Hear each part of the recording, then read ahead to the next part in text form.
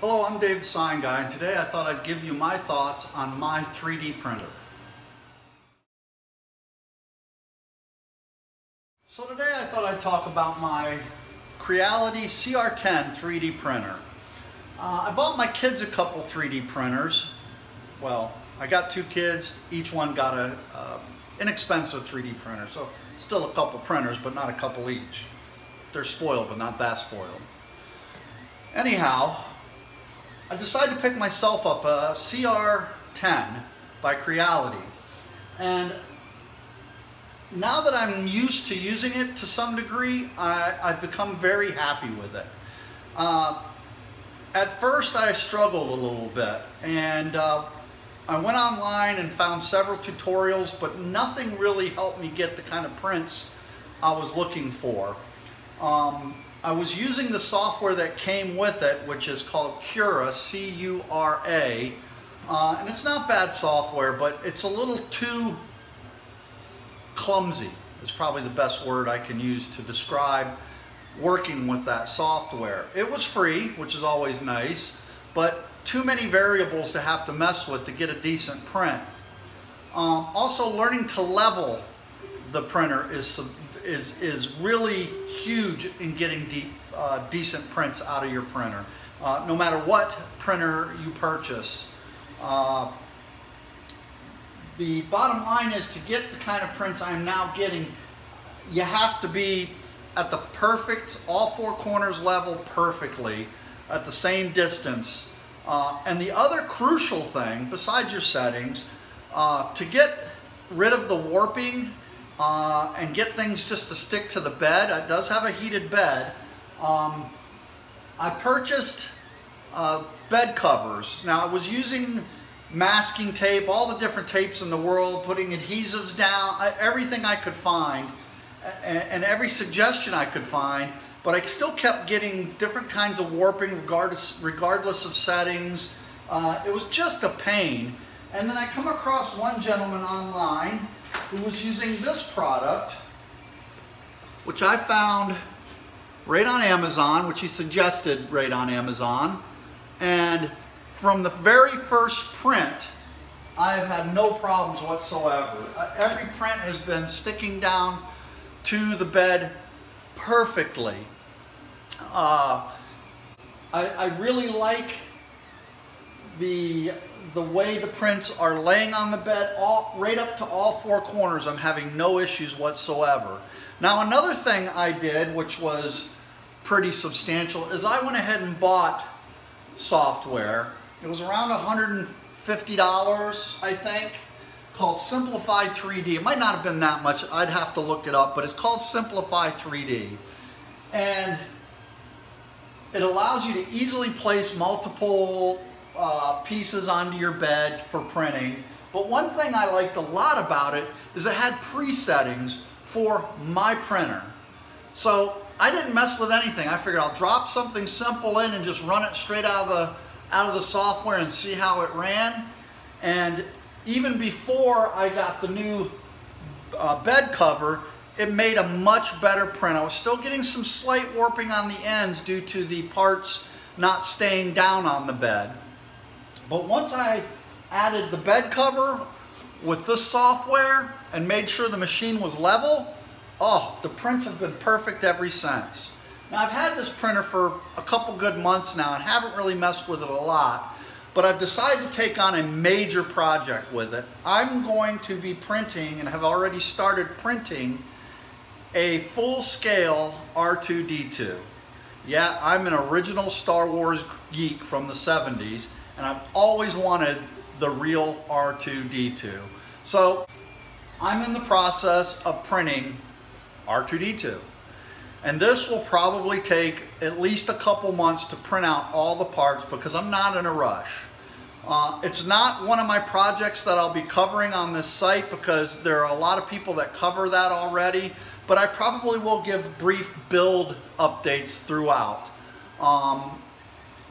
Just because there's so many people out there that are interested in the R2-D2. There's actually clubs and everything else. But that aside, that's not what I'm here to talk about. I'm here to talk about the printer. I did have the printer hooked up directly to the computer, and that worked nice to be able to send things directly to the printer. But what I found, in thinking that I did want it hooked up to the printer, I found it actually kind of sucks, because if the computer glitches, you lose your print. Updates, screensavers, it doesn't matter. If it glitches, it stops the print and messes everything up. So I've come to love using the SD card. So I simply put the SD card into my computer and download it, because this software is very easy to download to the SD card. And then I simply stick the SD card into the 3D printer and scroll down to that, hit it. It does everything itself from there. Warms up the bed, warms up the print head, and boom, you get a good print.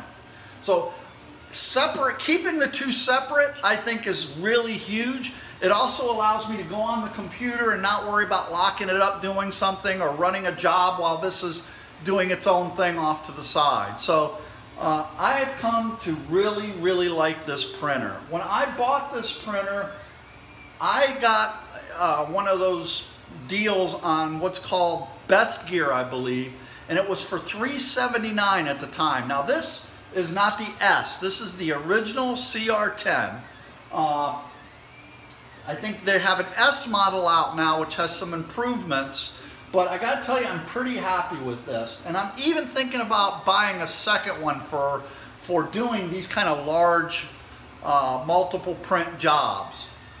If you know anything about R2-D2, right now it's printing the projection lenses. There's 3 of them on his dome, and they are looking really, really good. I tell you what, hold on one second. Let me go get something I printed already.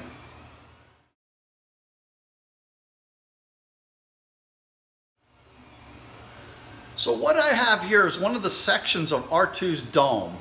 And I'm very, very pleased how well it printed. If you notice, there's no warping to it. I don't know if the camera is picking up or making some warp, but it actually printed really well. I didn't use a raft.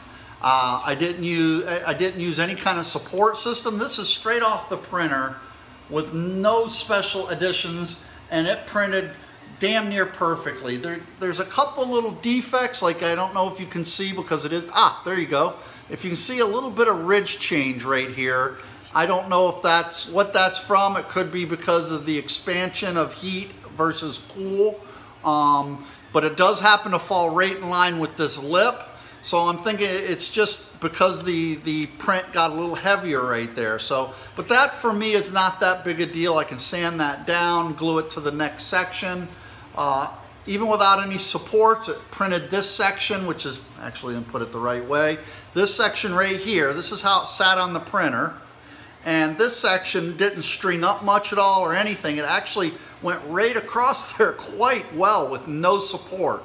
I personally don't like to use the supports because it's just a lot of extra work cutting them out and preparing it for the next stage if you're going to paint or sand.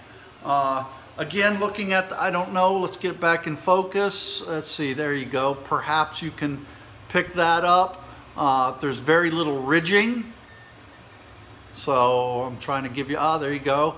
Now this is, I've got it really close to the camera, so it's probably showing you, might even be exaggerating it from the shadowing, but it actually came out, I'm quite pleased with how it come out. Compared to some of the other prints I've had and some of the things I've seen online, I don't think it's going to get much better than this particular print. So as I said, right now it's working on the HoloLenses for R2's dome.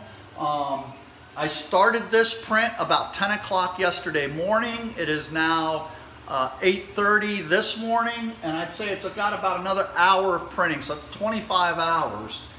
It could print a lot faster, but I've found that when I print faster, and this is me personally, that I get more of a mess. I don't tend to get as fine a quality of a print.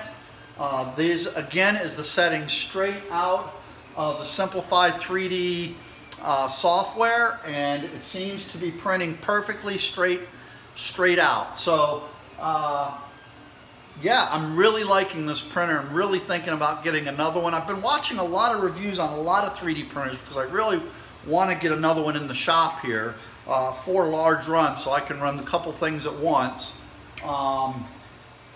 And like I said, I'm finding this is one dynamite printer, one really dynamite printer.